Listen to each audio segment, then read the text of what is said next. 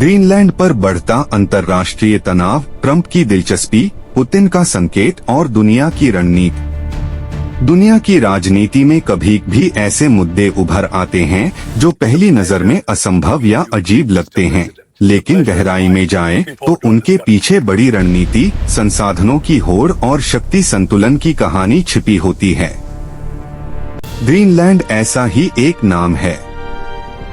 बर्फ से ढका, कम आबादी वाला, लेकिन भूराजनीतिक दृष्टि से बेहद महत्वपूर्ण यह द्वीप हाल के वर्षों में अमेरिका, रूस, यूरोप और चीन जैसी शक्तियों के लिए चर्चा का केंद्र बन चुका है।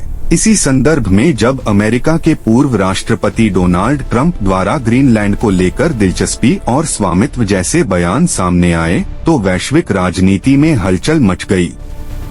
वहीं रूस के राष्ट्रपति व्लादिमीर पुतिन के बयानों को लेकर भी चर्चाएं तेज हुई कि आखिर ग्रीनलैंड की कीमत क्या है और क्यों यह इलाका महाशक्तियों को अपनी ओर खींच रहा है।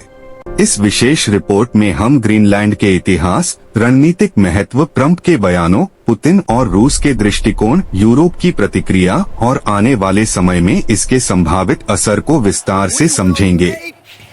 ग्रीनलैंड सिर्फ बर्फ का टुकड़ा नहीं। ग्रीनलैंड दुनिया का सबसे बड़ा द्वीप है, जो भौगोलिक रूप से उत्तरी अमेरिका के करीब लेकिन राजनीतिक रूप से डेनमार्क के अधीन एक स्वायत्त क्षेत्र है।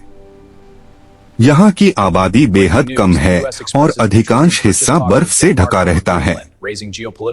लेकिन यही बर्फ आने वाले समय में दुनिया की सबसे बड़ी ताकत भी बन सकती है। एक प्राकृतिक संसाधन। ग्रीनलैंड के नीचे छिपे खनिज संसाधन दुनिया की नजरों में सबसे बड़ी वजह हैं। दुर्लभ पृथ्वी तत्व, रेयर अर्थ एलिमेंट्स, तेल, गैस, यूरेनियम और अन्य खनिज यहाँ मौजूद बताए जाते हैं। जैसे जैसे जलवायु परिवर्तन के कारण बर्फ पिघल रही है, इन संसाधनों तक पहुंच आसान होती जा रही है। दो, सामरिक स्थिति।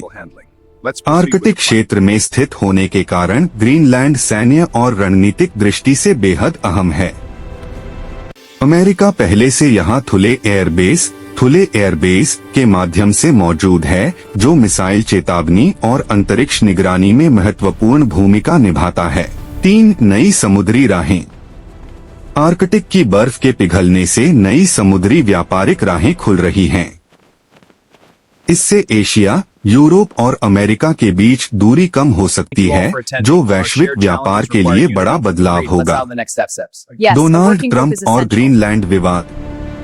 जब डोनाल्ड ट्रंप ने अपने कार्यकाल के दौरान सार्वजनिक रूप से यह कहा कि अमेरिका ग्रीनलैंड को खरीदने में दिलचस्पी रखता है, तो दुनिया हैरान रह गई।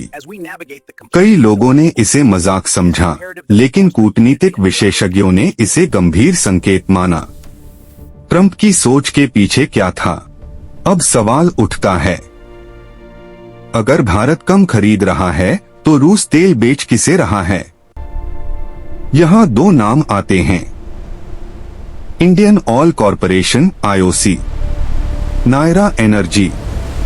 ये कंपनियां अब भी रूसी तेल खरीद रही हैं, लेकिन सिर्फ तब जब डिस्काउंट भारी हो।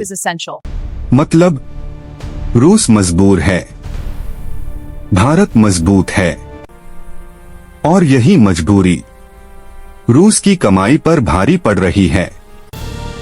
पुतिन का मास्टर प्लान क्या था?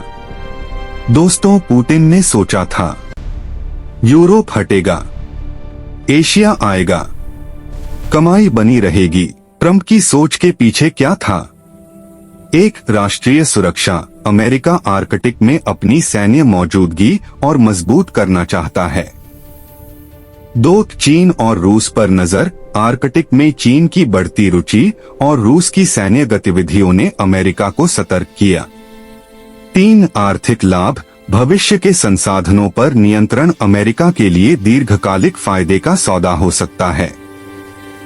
हालांकि डेनमार्क और ग्रीनलैंड की सरकार ने साफ शब्दों में कहा कि ग्रीनलैंड बिकाऊ नहीं है।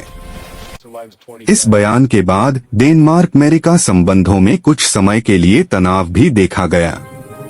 पुतिन और रूस का दृष्टिकोण। रूस लंबे समय से आर्कटिक क्षेत्र को अपनी रणनीति का अहम हिस्सा मानता रहा है। रूस ने वहां नए सैन्य ठिकाने बनाए हैं, आइसब्रेकर जहाजों का बेड़ा तैयार किया है और ऊर्जा परियोजनाओं में भारी निवेश किया है। नई कीमत का संकेत। मीडिया में यह चर्चा तेज हुई कि पुतिन ने ग्रीनलैंड की नई कीमत बताई है। असल में यह बयान प्रत्यक्ष खरीद फरोख्त से ज्यादा एक रणनीतिक संकेत माना गया। रूस यह जताना चाहता है कि आर्कटिक में किसी भी तरह की एक तरफा चाल को वह चुपचाप नहीं देखेगा। रूस के लिए ग्रीनलैंड सीधा भूभाग नहीं बल्कि शक्ति संतुलन का हिस्सा है। यदि अमेरिका वहां अपना प्रभाव बढ़ाता है तो रूस भी जवाबी कदम उठाने को तैयार है। यूरोप और डेनमार्क की प्रतिक्रिया। डेनमार्क, जो ग्रीनलैंड की विदेश नीति और रक्षा का जिम्मेदार है, ने ट्रंप के प्रस्ताव को सिरे से खारिज कर दिया। यूरोपीय संघ ने भी इस मुद्दे पर डेनमार्क का समर्थन किया। यूरोप की चिंता यह है कि ग्रीनलैंड अगर महाशक्तियों की खींचतान का मैदान बन गया तो आर्कटिक क्षेत्र में शांति और सहयोग की जगह सैन्य टकराव बढ़ सकता है। चीन की खामोश मौजूदगी। हालांकि इस बहस में अमेरिका और रूस के नाम ज्यादा सामने आते हैं, लेकिन चीन भी ग्रीनलैंड में रुचि रखता है। चीन ने खुद को निकटार्कटिक राष्ट्र घोषित किया है और बुनियादी ढांचे व खनन परियोजनाओं में निवेश की कोशिश की है। चीन की रणनीति साफ है, सीधे टकराव से बचते हुए आर्थिक और तकनीकी माध्यम से अपनी पकड़ बनाना। यही वजह है कि अमेरिका ग्रीनलैंड को लेकर और सतर्क हो गया है। क्या ग्रीनलैंड सच में खरीदा जा सकता है? इतिहास में भले ही कुछ भूभाग खरीदे गए हों, लेकिन आधुनिक अंतर्राष्ट्रीय कानून और लोकतांत्रिक व्यवस्था में ऐसा करना लगभग असंभव है। ग्रीनलैंड की अपनी सरकार है, वहां के लोगों की सहमति के बिना कोई भी फैसला नहीं लिया जा सकता। ग्रीनलैंड के नागरिक भी अब अपने भविष्य को लेकर जागरूक हैं। वे विकास चाहते हैं, लेकिन अपनी पहचान और स्वायत्तता की कीमत पर नहीं।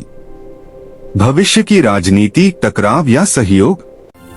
आर्कटिक और ग्रीनलैंड का भविष्य इस बात पर निर्भर करेगा कि महाशक्तियां प्रतिस्पर्धा को किस दिशा में ले जाती हैं।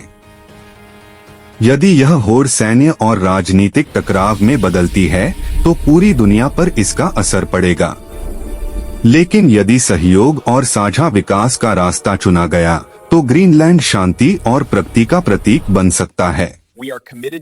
निष्कर्ष, ग्रीनलैंड आज सिर्फ एक द्वीप नहीं बल्कि बदलती वैश्विक राजनीति का आईना है।